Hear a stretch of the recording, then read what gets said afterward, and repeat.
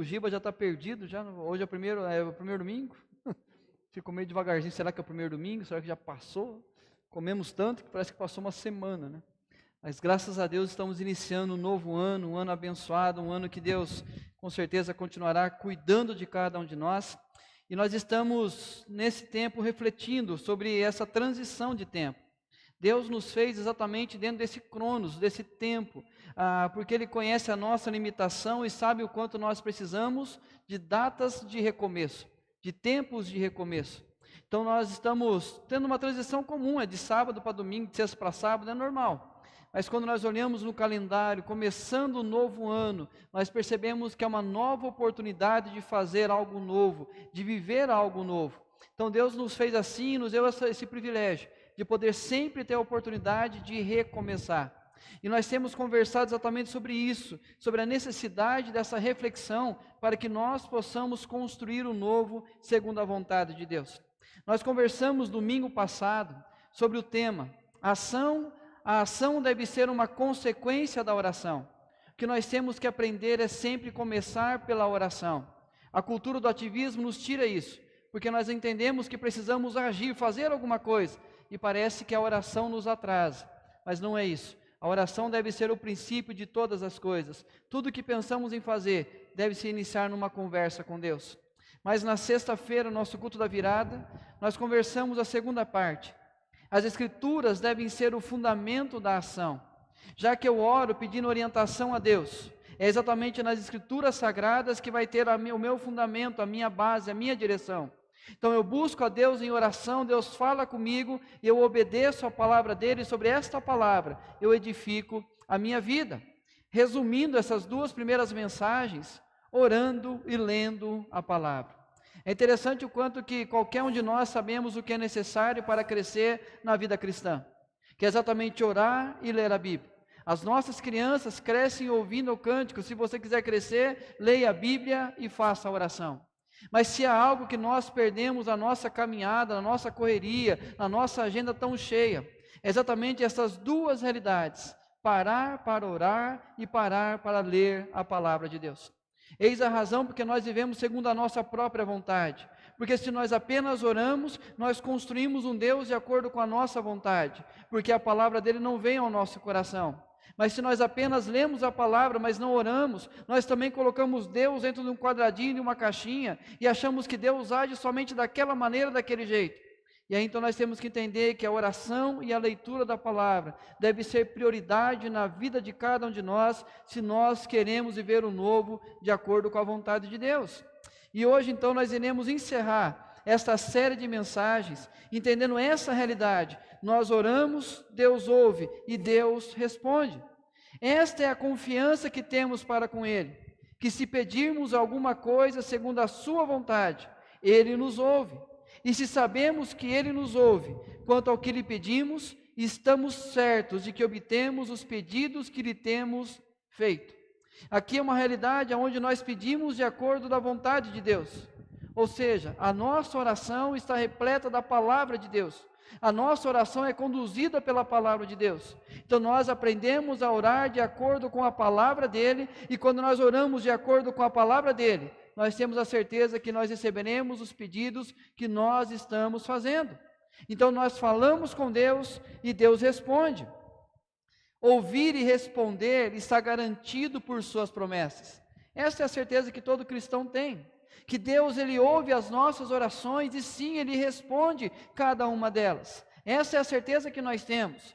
Mas a pergunta a questão é, o quanto estamos dispostos a obedecer? Nós falamos com Deus e Deus responde. Mas a questão que nós temos que sempre fazer ao nosso coração é o quanto que há de disposição na vida de cada um de nós para que nós possamos obedecer aquilo que Deus está falando. Quando nós começamos qualquer ação na nossa vida, partindo da oração, e assim Deus responde a nossa oração, e nós olhamos a prática, o que nós temos feito em relação ao que Deus tem falado ao nosso coração. Eu vou dar um exemplo aqui, que é o mais claro que eu creio na Bíblia, e aí nós podemos entender que isso revela muito sobre nós. É o que está em Jeremias 42, diz assim: então ele estava numa dúvida, Eles não sabiam se permaneceriam onde eles estavam ou se eles desceriam para o Egito. E aí então eles procuram o profeta Jeremias e falam: Jeremias, nós não sabemos o que fazer. Nós ficaremos aqui ou nós iremos para o Egito? E aí o que acontece? Então eles disseram a Jeremias: seja o Senhor testemunha verdadeira e fiel contra nós, se não fizermos segundo toda a palavra com que o Senhor, teu Deus, te enviar a nós outros. Ele fala: Jeremias, fala com Deus. O que Deus falar, nós iremos obedecer. Seja ela boa ou seja má, obedeceremos a voz do Senhor nosso Deus, a quem te enviamos, para que nos suceda bem a obedecermos a voz do Senhor nosso Deus. Esse povo procura o profeta Jeremias e expressa um desejo a ele: Jeremias, interceda por nós junto a Deus. É o que nós fazemos constantemente quando nós pedimos para alguém orar por nós. E assim que Deus falar ao seu coração, nos traga essa palavra. E essa palavra, sendo de acordo com a nossa vontade ou não, nós iremos obedecer. Por quê? Porque nós queremos o melhor de Deus para a nossa vida. Nós queremos viver o melhor de Deus para cada um de nós. E lendo apenas esses versículos, nós chegamos à conclusão que este povo era um povo muito crente, um povo muito temente a Deus, um povo disposto a fazer a vontade de Deus. E aí então Jeremias faz exatamente isso. Ele busca a vontade de Deus, ele intercede pelo povo. Deus fala com Jeremias e ele volta com a resposta.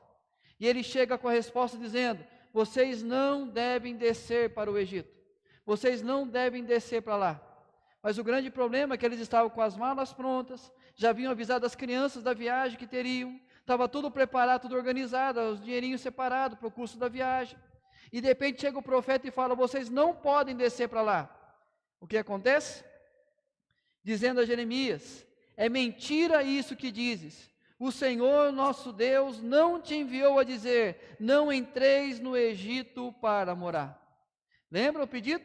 Sendo a vontade, sendo boa ou má, nós obedeceremos a voz do Senhor. Aquilo que o Senhor disser a você, nós iremos obedecer, porque nós não queremos que nos suceda o mal, mas queremos que apenas o bem do Senhor venha sobre nós. Mas quando vem a palavra do profeta da parte de Deus, eles simplesmente, já com toda a agenda cheia, tudo preparado para a viagem, eles dizem: é mentira o que você está dizendo, profeta, nós não iremos obedecer a esta palavra. E eles pegam tudo, descem para o Egito. A Babilônia domina todos os povos, vem, domina o Egito, e esse povo se torna escravo novamente. E aí nós entendemos, queridos, que há um grande problema na desobediência. E ela desabou, sendo grande a sua ruína. Quando Jesus termina o Sermão do Monte, ele termina com essa expressão: aquele que ouve e não obedece, ele sofre a consequência, porque a sua casa vai cair. Vemos o seu resultado quando surgem os dias maus. Esse é o grande problema da desobediência. Quando as coisas continuam a fluir, nós estamos desobedecendo, nós não estamos praticando o que Deus quer, nós ouvimos, mas não colocamos em prática, e as coisas vão acontecendo, os passos vão sendo dados, nós até conseguimos um certo sucesso, nós fazemos a viagem até o Egito, parece que tudo está de acordo com o que Deus queria para a gente. Mas nós estamos rejeitando a palavra, nós estamos fazendo surdos para essa palavra. E o grande problema da desobediência é que ela só é percebida quando as coisas começam a andar errado. Quando os dias maus chegam, nós percebemos o peso da nossa desobediência. E isso não precisa aprofundar na teologia, basta olhar a prática da nossa vida quando nós desobedecemos, e o quanto quando os dias maus chegam, o quanto nós nos arrependemos das escolhas que nós fizemos, de não ouvir o que Deus havia dito e não obedecer a sua voz. Porém Samuel disse: tem porventura o Senhor tanto prazer em holocaustos e sacrifícios, quanto ao que se obedeça a sua palavra? Eis que o obedecer é melhor do que o sacrificar, e o atender melhor do que a gordura de carneiros, porque a rebelião é como o pecado de feitiçaria, e a obstinação é como a idolatria e culto a ídolos do lar. Visto que rejeitaste a palavra do Senhor, Ele também te rejeitou a ti, para que não sejas rei. A obediência é o que Deus quer. O que Deus espera de cada um de nós, quando Ele fala a sua palavra, Ele quer exatamente que nós o obedeçamos, segundo a vontade dEle. E aí nós entendemos que nós oramos, pedimos orientação a Deus. Deus fala ao nosso coração, Deus responde na sua palavra, Deus fala o que Ele espera de cada um de nós, mas Ele espera também a obediência como a razão de se fazer a ação. Por que eu vou fazer isso? Porque eu estou obedecendo a voz do Senhor. Porque eu estou colocando na prática o que Deus falou comigo na sua palavra. Não apenas aquilo que eu estou no meu coração, ou o desejo que tenho de ser feliz, mas eu preciso apenas obedecer o que Deus fala na sua palavra. E o texto, Mateus capítulo 8, do verso 5 ao verso 13. Mateus 8, 5 ao 13.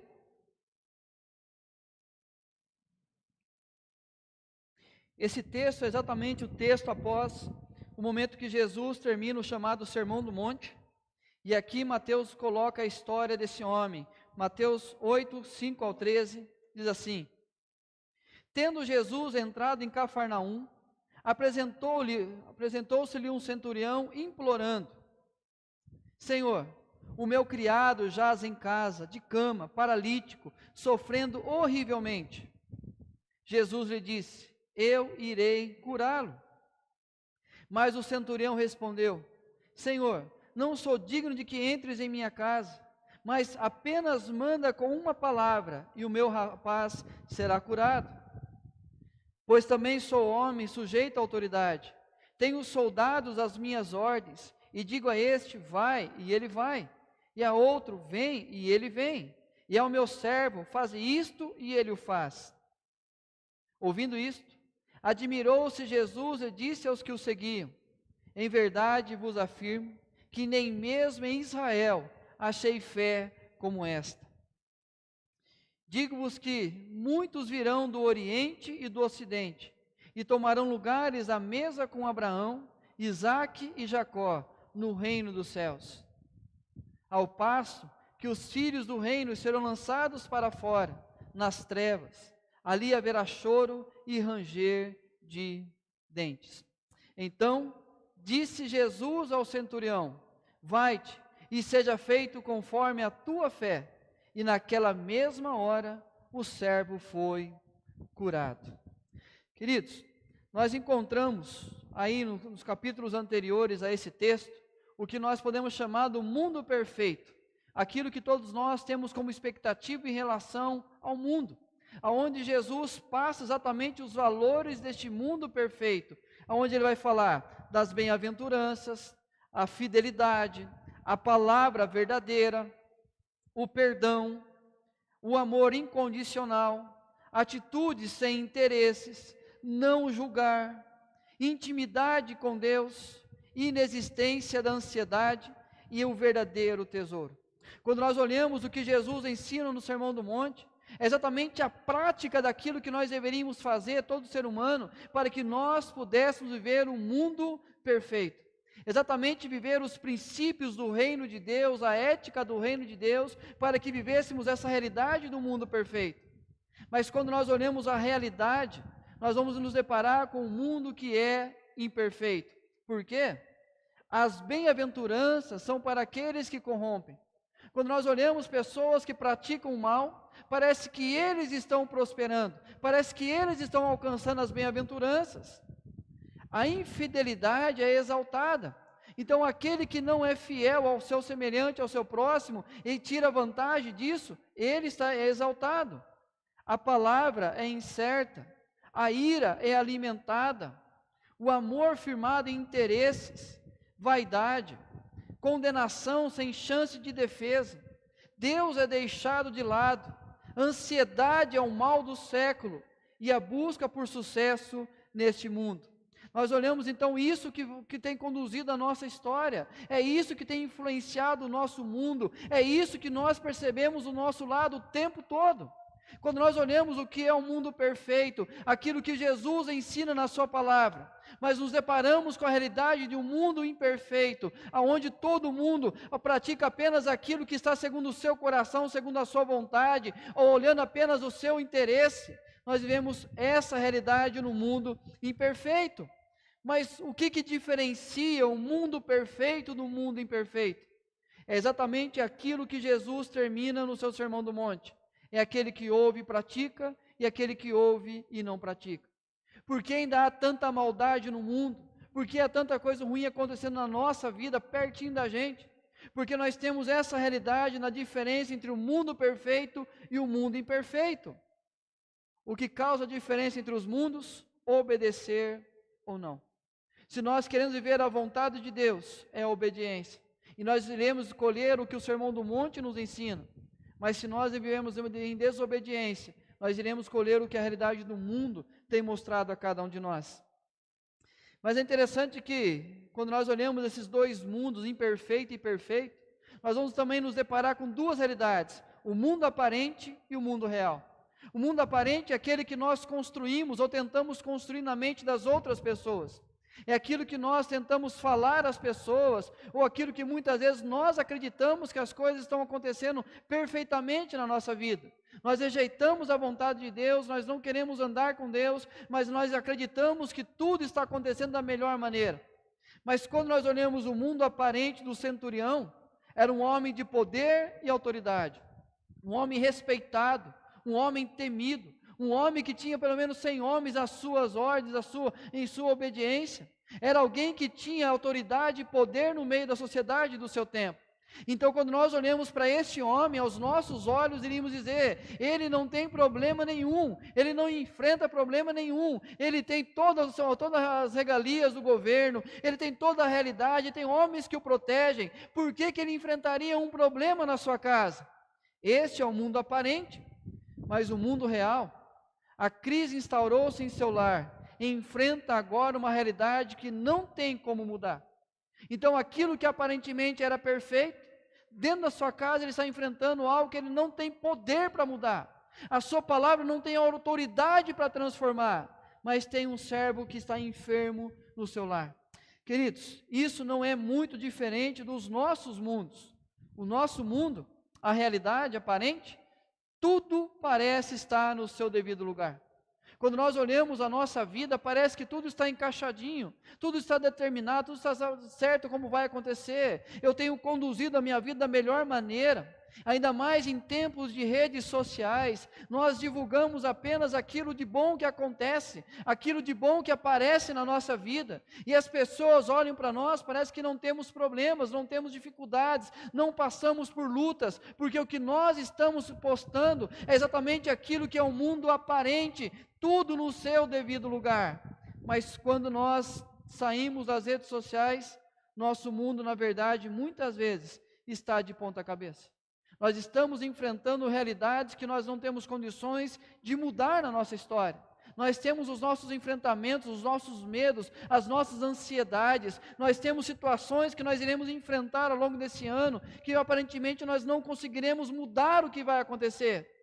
Essa é a realidade desses mundos. É a realidade daquilo que é o mundo aparente, mas o mundo real. E no mundo real que se revela a nossa obediência ou a nossa desobediência. Não é no mundo aparente, mas é exatamente naquilo que é o nosso mundo real, que vai mostrar se nós queremos obedecer à voz de Deus ou nós não iremos obedecer à voz de Deus. É nessa realidade que nós temos como certeza que vai aparecer se eu estou ou não estou obedecendo à voz de Deus. E aí nós vamos ver através da vida do centurião, que é a obediência como a razão de se fazer a ação. Eu oro, Deus fala. E por que eu vou tomar determinada atitude na minha vida? Porque eu vou obedecer o que Deus está falando. E a primeira lição é o reconhecimento da autoridade da palavra de Jesus. Mas o centurião respondeu: Senhor, não sou digno de que entres em minha casa, mas apenas manda com uma palavra e o meu rapaz será curado. Olha o que o reverendo Wilson do Amaral comentou sobre esse texto.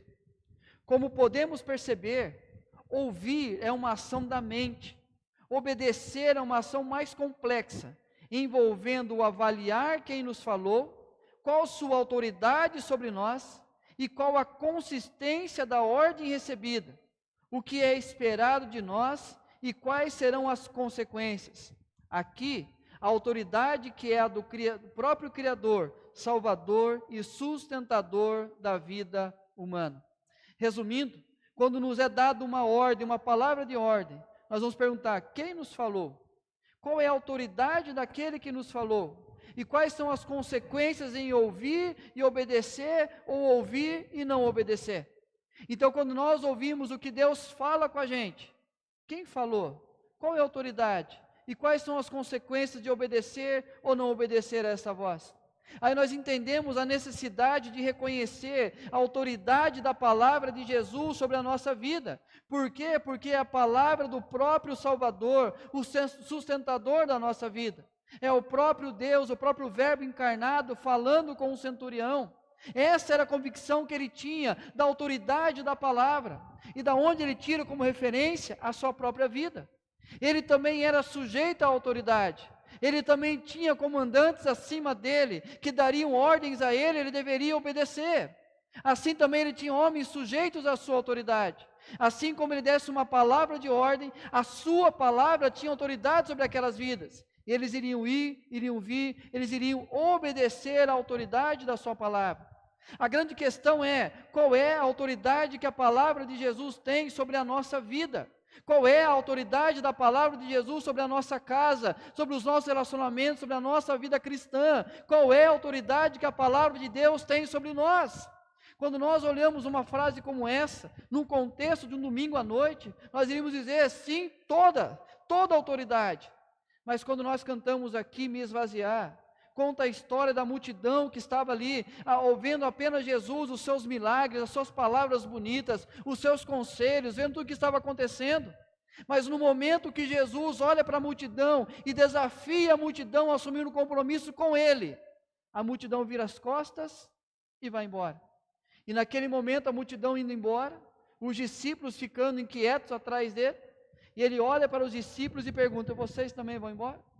Vocês também irão após a multidão? Vocês também não assumirão um compromisso com a minha palavra?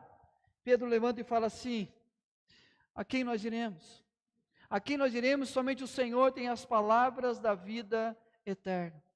Queridos, o grande desafio nosso é saber essa verdade, que somente Ele tem as palavras da vida eterna, como nós aprendemos na sexta-feira, as palavras que podem nos apontar o caminho da salvação, e entender a sua suprema majestade. Senhor, não sou digno de que entres em minha casa.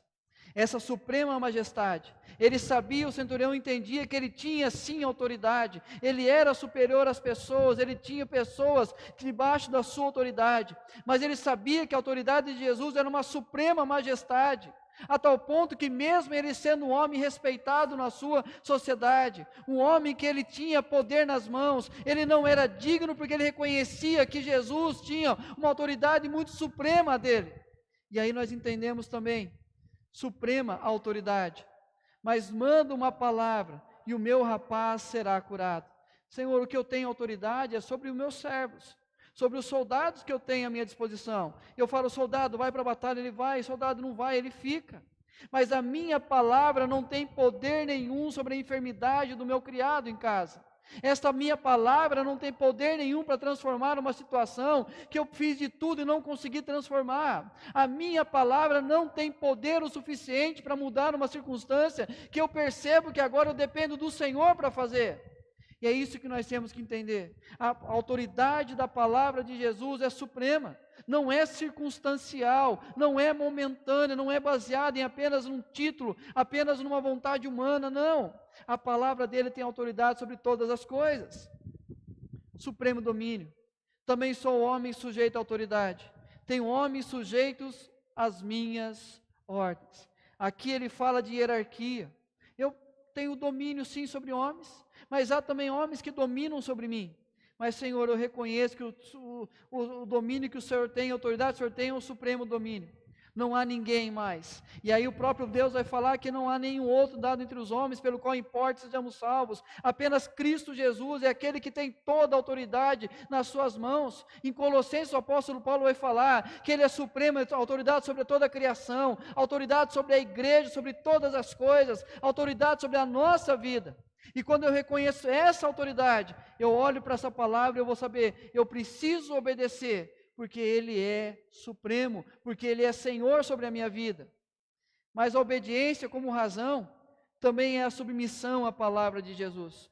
Queridos, nós reconhecemos a autoridade da palavra, nós sabemos a autoridade do Cristo, mas muitas vezes nos falta a submissão a essa palavra.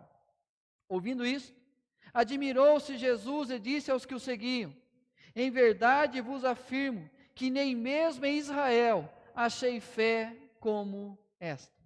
É interessante que ele traz aquele homem que não fazia parte do povo de Israel, da linhagem do povo de Deus, e ele fala: olha, esta fé que esse homem tem é diferente da fé do mesmo povo de Israel. Eu não encontrei no meio do povo de Israel uma fé como esta.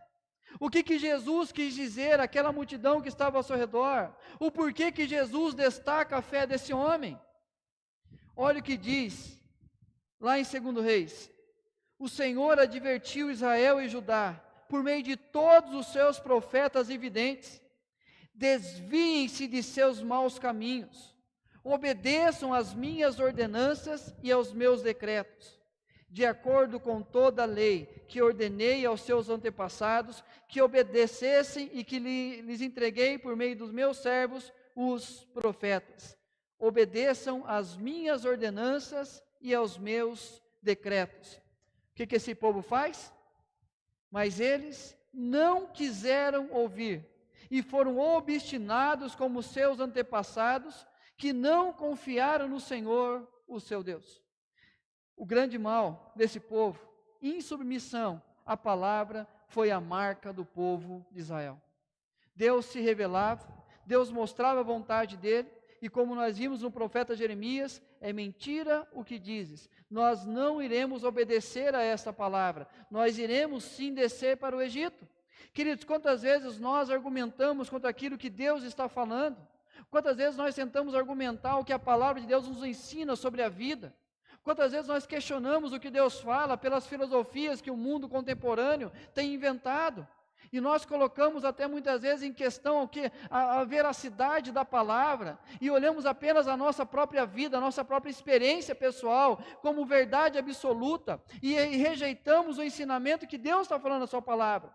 É isso que acontecia com o povo de Israel. Deus falava, mas faltava submissão à palavra. Mas esse homem compreende a necessidade de submeter-se à autoridade da palavra do Cristo, e assim a sua fé é destacada, porque mesmo no meio daquele povo que conhecia a palavra, mas não submetia a ela, esse homem se destaca.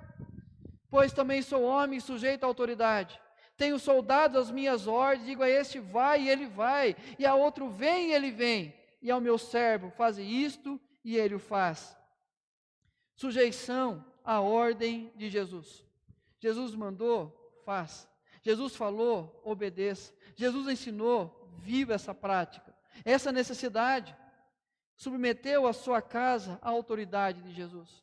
Queridos, o que esse homem está dizendo é: eu tenho autoridade, mas eu me submeto à autoridade do Senhor, inclusive na minha casa.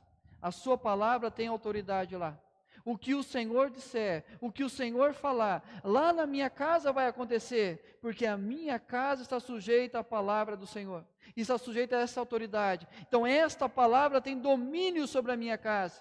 E nós entendemos a importância de nos submeter à palavra em todas as áreas da nossa vida. Não basta apenas em determinadas circunstâncias, situações, nós buscarmos a vontade dEle, ouvirmos a voz dEle, mas na área A, na área B, na área C eu vou obedecer, mas na área D eu sei o que eu vou fazer, então Senhor, me perdoa, mas aqui eu vou fazer de forma diferente. E por fim, como nós falamos no início, o grande problema da desobediência é o resultado. E é exatamente quando os dias são maus que nós percebemos o resultado da desobediência. O resultado da obediência e da rebeldia à palavra. Então disse Jesus ao centurião: vai-te e seja feito conforme a tua fé. E naquela mesma hora o servo foi curado. Queridos, conforme a fé não é o anseio do coração daquele homem.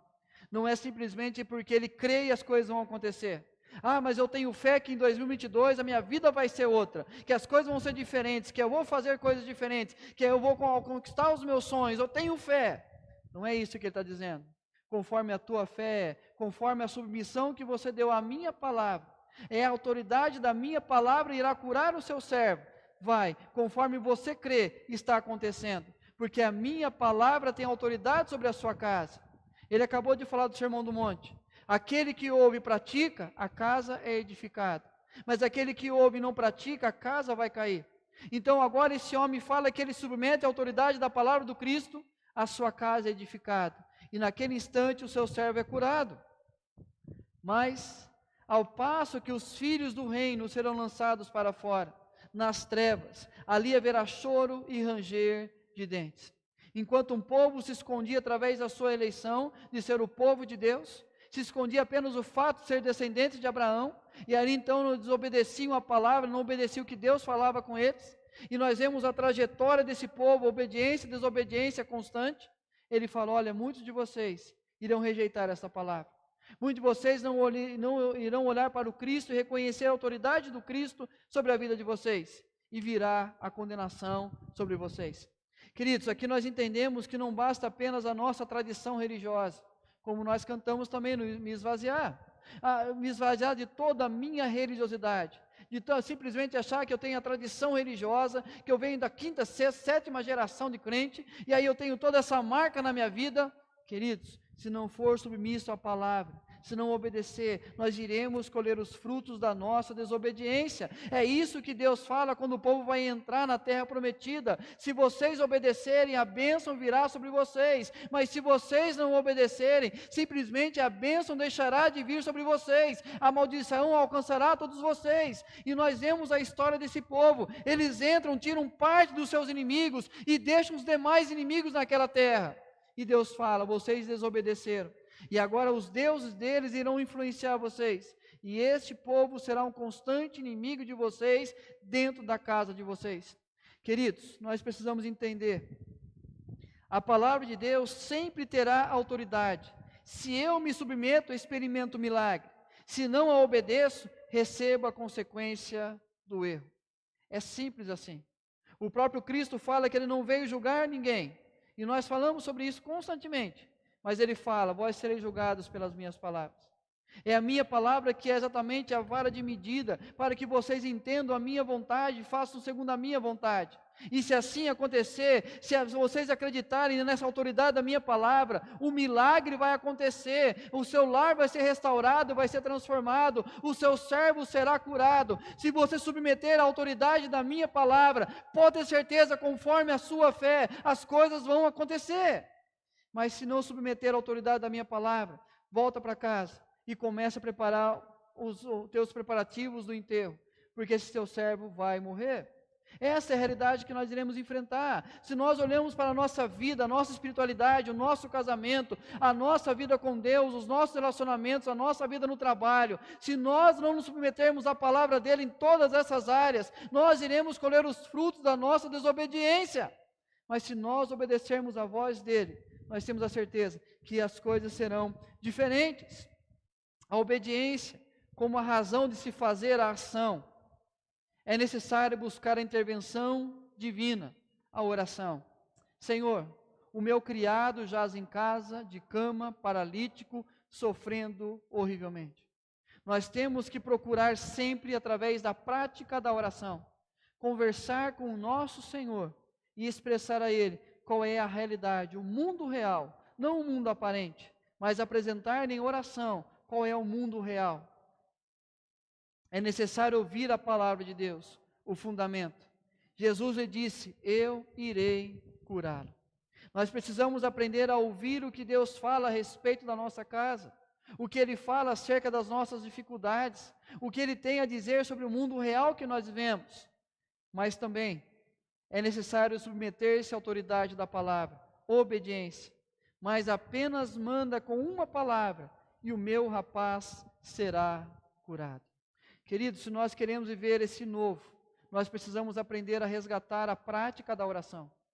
Mas não apenas a prática da oração, mas a prática do ouvir também. Deus falar com a gente. E entender que quando Ele fala na sua palavra, nós temos que aprender a terceira prática, a obediência. Se nós queremos colher os frutos da vontade de Deus, são 3 passos necessários para que nós possamos construir o novo e viver segundo a vontade de Deus para a vida de cada um de nós. Que Deus nos ajude, que Deus nos instrua cada vez mais e que Deus nos oriente segundo a palavra dEle e que nós possamos reconhecer esta autoridade e nos submeter à vontade dele. E essa vontade é boa, perfeita e agradável. Se assim acontecer, os milagres nós iremos viver. Mas se nós não vivermos isso, nós iremos continuar sofrendo horrivelmente os problemas que nós temos no mundo real, não importa, o mundo aparente que nós tentamos mostrar às pessoas. Eu quero convidar você a um tempo de oração, a um tempo de buscar a vontade de Deus nesse sentido, para viver o novo, de acordo com a vontade de Deus para a vida de cada um de nós.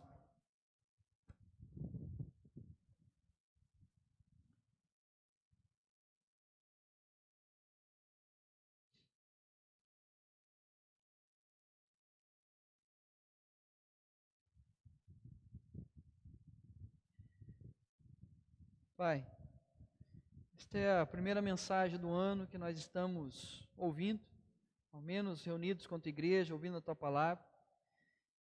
E sabemos, ó Deus, que o Senhor, ó Pai, tem nos orientado sobre a oração, sobre a busca de conhecer a Tua vontade, revelado na Tua palavra. Mas também hoje nós somos, ó Deus, desafiados pelo Senhor a obedecer à Tua voz. Então nos ensina, Deus, cada vez mais a prática da obediência e entender, ó Deus, as consequências da obediência e da desobediência, para que nós possamos sim colher esse mundo perfeito, esse mundo, ó Deus, aonde o paralítico, ó Deus, ali como nós vimos no texto, é curado, e ali é tirado a sua dor, e assim volta a viver a paz, ó Deus, na casa do centurião. Nós cremos, ó Deus, que assim aconteceu, porque a Tua palavra nos revela isso. E assim queremos viver essa mesma realidade no nosso lar, nos nossos relacionamentos, na nossa vida espiritual, na nossa relação com a igreja, na nossa relação com os amigos, ó Deus, na nossa relação no trabalho, na vida profissional. Nós queremos que a nossa vida toda seja conduzida pela Tua palavra, mas que também possamos aprender, ó Deus, a prática da obediência à Tua voz, para que assim aconteça, o Teu milagre aconteça na vida de cada um de nós, ó Deus. Nos ensina, Deus, apenas a ouvir a Tua voz, e assim, Deus, como nós aprendemos hoje, a saber, ó Deus, a autoridade de quem fala, a autoridade de quem fala, e as consequências em obedecer ou não esta palavra que foi dita. Nós queremos sempre ouvir apenas a Tua voz. Para isso, cala as outras vozes que tanto nos atrapalham, cala as vozes da sociedade, ó Deus, que tenta inventar tantas vãs filosofias, e nós queremos apenas viver a verdade da Tua palavra, a verdade do Teu Evangelho, e assim nos submeter a essa autoridade da Tua palavra, Pai.